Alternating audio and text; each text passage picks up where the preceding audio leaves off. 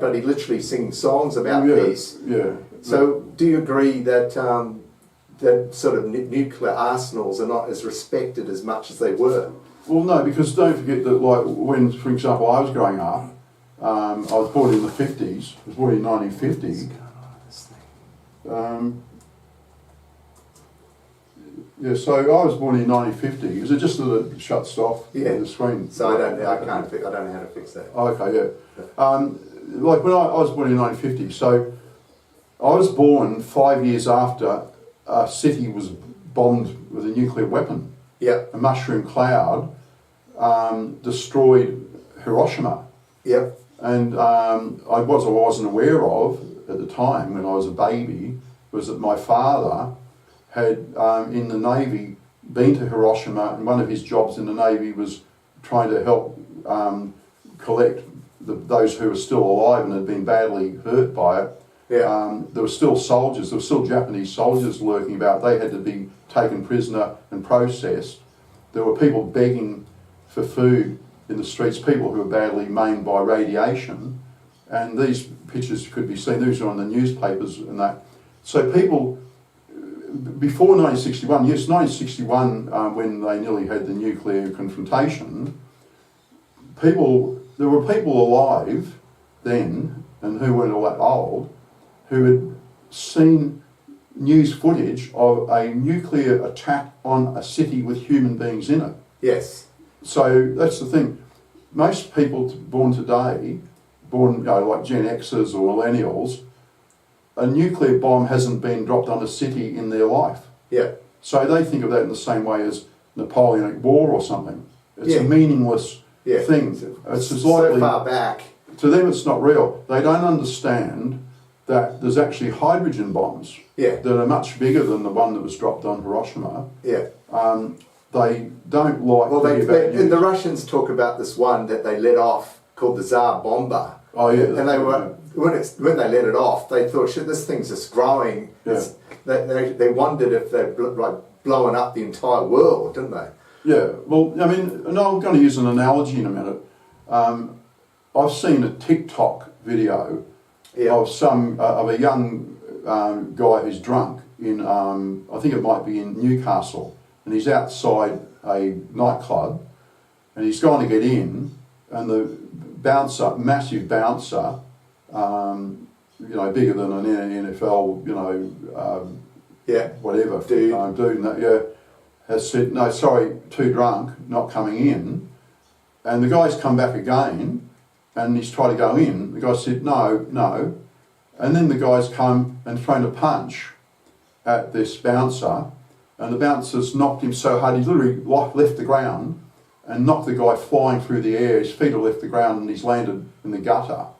And it's like he didn't understand the reality of what he's dealing with. Yes. I was looking at Starmer, the Prime Minister of England, saying, we will put boots on the ground, we will stand up to a bully, because if you don't stand up to a bully, they get worse. We will show Putin, along with our allies in France, Mr. Macron, we will send English and British troops on the ground in Ukraine. We do not care that Putin has said that will be an immediate attack on Russia and he will respond in kind. Now, I also watched an interview with Putin where he described, and he had his generals alongside him, he had just dropped the new supersonic missile that there's no defence, that he can drop anywhere he likes on Earth, and he didn't put a warhead on it. He dropped it and used the inertia of that to destroy multiple city blocks of the target, wiped out a whole lot of mercenaries that were from European countries, and wiped out literally, the people who saw it said it had been turned to dust, there's nothing left. For 4 blocks, there was just dust. There was nothing, not even rubble. And so the people running our countries don't get a message. They're slow learners. So anyway, what Putin was doing with that demonstration was he could easily have put a nuclear warhead on that. So Putin can drop a nuclear warhead on any city in any European place. He also then discussed, I think he put on his generals on to talk, they have a massive bomb, not the one you're talking about, but another one that's actually a... well, that's 60-year technology. Just imagine the nuclear advancement that they're making. The one I'm talking about is a new technology they've got, which is almost undetectable. Yeah. And that is an actual underwater launched nuclear weapon, and it's like a torpedo. Yeah. And that one that's actually targeted at island states like the UK, what that is able to do is to let off one of the biggest nuclear explosions that's ever been done.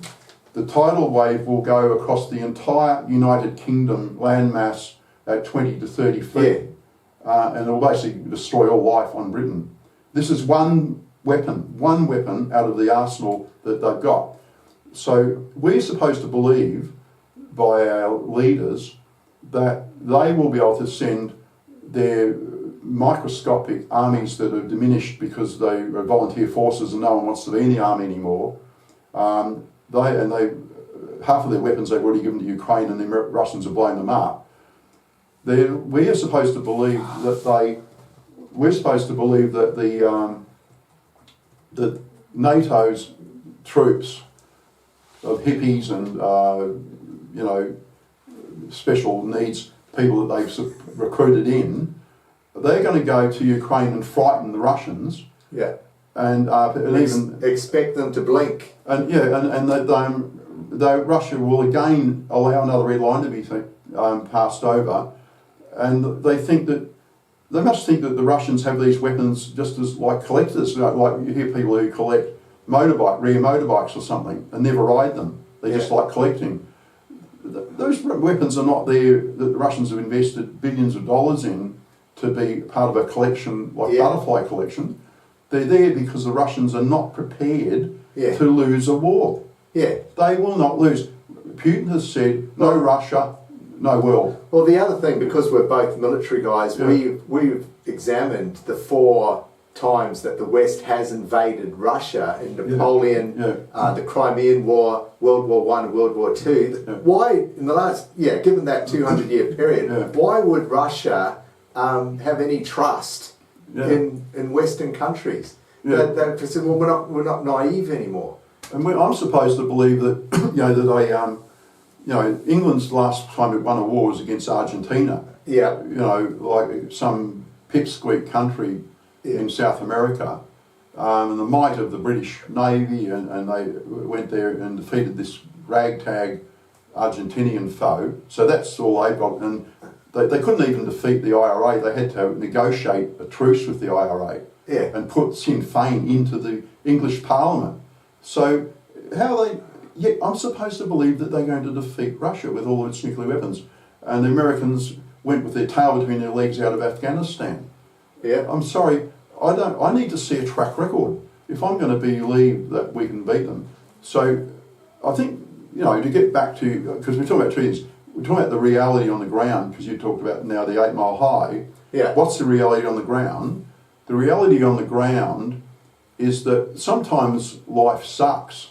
Yeah. Sometimes there is a bully. Sometimes when you go to school, there's a huge guy that's the size of a man, and you're a 12-year-old little boy that hasn't been through puberty, and then you go home with a black eye, and then one of you, usually one of the female family members says, oh no, you go back and tell that bully you're not going to accept it, and he's not to do it again. Yeah. And you go back and come back the next day with a broken jaw. Because the fact is that there are some big people and there are some evil people in the world, and you need to either band together, with 100 people to beat them. And I suppose my point, or just, get as far away possible as you can and just avoid them generally, and wait for all the chaos to and allow for the chaos to simmer down. Yeah, I mean that's the thing. I mean it's like if you for some unfortunate reason, we talked about before about that we might hide our kids and make them conscientious objectors. Okay. Yeah. We talked earlier. The reality of that is that they may well then be arrested and be put in jail. Now in jail, particularly if it's a fairly sensitive young man or something who's never been in a jail or something, he's probably going to be put in a cell with a ripped, steroid-addicted thug who has not had relations with a woman or another human for several months. Is this what you're thinking at night? No, I'm just saying. You're just coming up with this. No. I'm just saying that you have to, when you're going to be a conscious rejector because you don't agree with war, expect the worst case scenario. You have to expect that you'll be in a jail cell with Bubba. Yeah.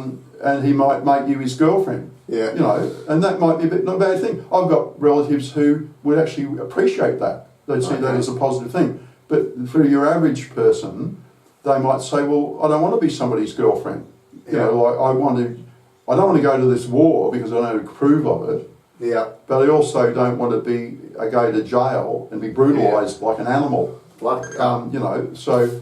Okay. Yeah. We can just tidy up there. We can just stop it. We finished. We've done enough. We're getting warmed up. No, we've done fine. But Okay. You can edit bits of that out because you can put music around it and stuff. Oh yeah. Yeah. Once I got it. Well, I think I've got to be hardcore there, but why would you not? Why don't you need to be a bit hardcore, don't you? I mean, you make it interesting. You don't want to bore the people and stuff. And nothing I said wasn't a home truth. No, there's nothing too controversial in there at all. I mean, one of the things I do, I mean, like people say, oh, you were brave that you still went in, even you didn't agree with the war, but you still went in. But I didn't want to go to jail. And also, yeah, well, I did have a choice. I had a choice to go to jail or go in the army. There's always a choice in life, or to kill myself. In life, there is always a choice. There's no such thing as no choice. I had multiple choices. I could have run away. There was a soap opera in the time. Yeah, I could have run away like what you're talking about. And some of the guys tried to go to Canada and stuff. But it's pretty hard to go to Canada from here. A lot of American draft dodgers went to Canada. And then I think it took them quite a while before they were given pardons. A lot of them had to stay in Canada. Yeah. But it's not as if it's not there. The first time we've thought of such a thing. Of what? I mean, there were plenty of draft dodgers in the Vietnam War. I mean, yeah, loads of people thought of it then. They thought the Vietnam War was a joke. So, well, why would I risk my life going to that? Yeah, you have to say, well, but their life was never the same. No, you know, because they had to go. Well, they had to go to Canada.